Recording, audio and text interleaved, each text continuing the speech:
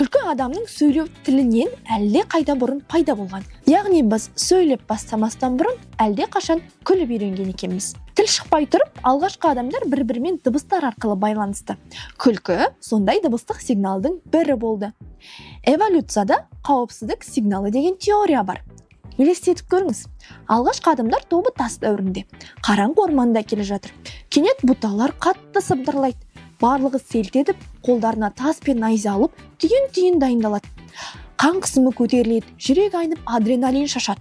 Бұл өмір мен өлім сәтінде сезінетін стресс белгісі. Бірақ кенет бұтаның арасынан жолбарыс емес, кішкентай ғана сүйкімді қоян секіріп шығады. Қауіп сейіледі. Топ басшысы ерекше дыбыс шығарады.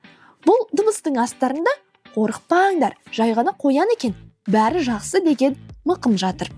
Міне, осы жеңілдеу дыбысы уақыт өте келе адамзаттың қазір біз білетін күлкісіне айналды.